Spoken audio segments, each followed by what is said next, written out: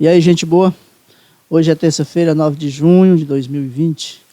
Mais um dia de esperança e expectativas, né? Afinal de contas, é mais uma semana que estamos começando, né, de muitas atividades e esperanças, né? Devido aí a tanta coisa negativa, mas também, em meio a tudo isso, muita coisa positiva acontecendo no mundo inteiro e a gente tem que se apegar com as coisas boas, não é não? Olha só, em meio à pandemia, enfrentamos uma expectativa em relação ao processo eleitoral que se avizinha. Aliás, já quase na nossa porta, pois são muitos os pré-candidatos a prefeito e a vereador em todo o país, né? Que pena que esses não estão podendo ainda fazer uma campanha ou uma pré-campanha, né? Se bem que antes da pandemia, muitos pré-candidatos já andavam visitando aí as comunidades, né, os bairros, dependendo do município onde você mora. Aqui no Ceará, por exemplo, a gente tem muito disso. Logicamente, o Brasil inteiro é assim. Particularmente no município de Canindé, a gente já observava isso.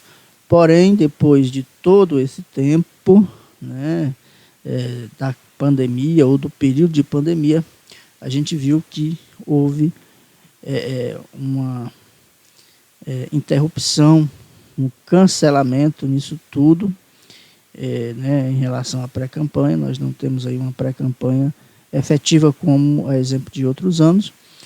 E aí também não sabemos, né, se a eleição vai ser adiada ou não, se vai mudar de data, né? Inclusive, por falar nisso, o presidente do Tribunal Superior Eleitoral, TSE, Luiz Roberto Barroso, e o vice-presidente da Corte, Edson Fachin, reuniram-se na tarde de segunda-feira, 8, com os presidentes da Câmara, Rodrigo Maia, e do Senado, Davi Alcolumbre, para discutir a relação das eleições municipais em meio à pandemia do coronavírus. Barroso relatou aos líderes que conversou nas últimas 2 semanas com 8 especialistas, epidemiologistas, infectologistas, sanitaristas, físico especializado em artística de pandemia e biólogo. O ministro afirmou aos parlamentares que há um consenso médico sobre a necessidade do adiamento por algumas semanas. Primeiro turno entre a segunda quinzena de novembro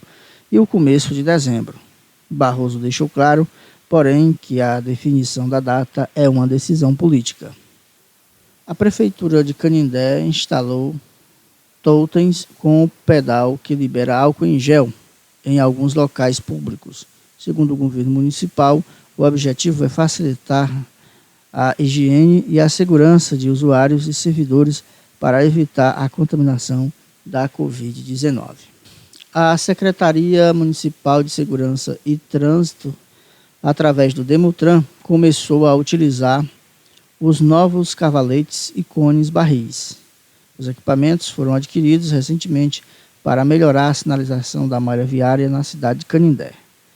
As equipes de profissionais de saúde do Centro de Internação Covid-19 recentemente divulgaram imagens de pessoas que ficaram curadas do novo coronavírus após receber tratamento através do equipamento que foi construído e entregue à população recentemente.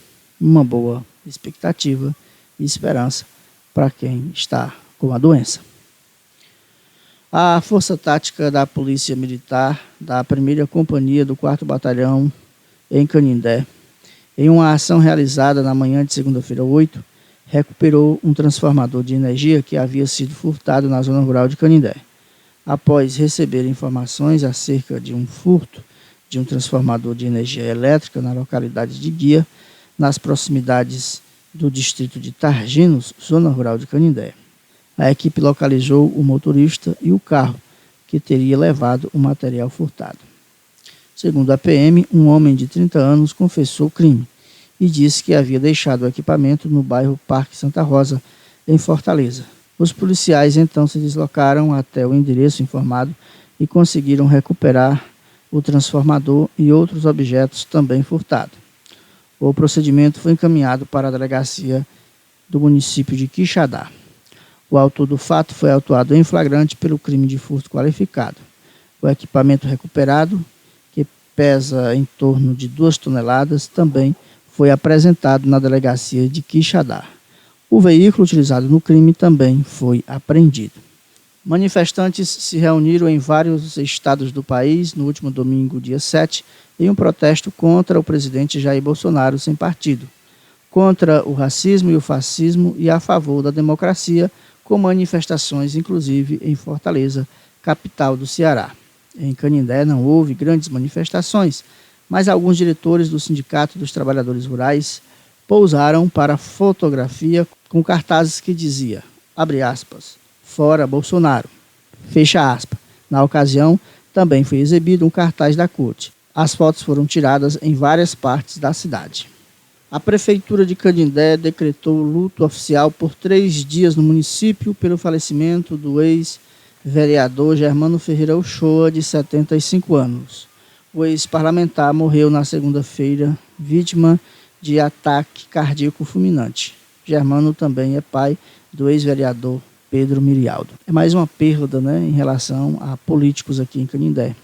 Recentemente a gente noticiava a morte do ex-vereador Cabo Estênio Maciel e agora do ex-vereador Germano Uchoa. A classe política de Canindé está em perda. Então o governo municipal decretou luto oficial. Também a nossa solidariedade à família, né, do vereador, o ex-vereador Germano Uchoa. É mais uma edição do Show de Notícias, aqui no Blog Show Atual, a gente atualizando você, internauta, das principais notícias que repercutem aqui na nossa região, principalmente no município de Canindé. A todos, um abraço e a qualquer momento a gente está de volta.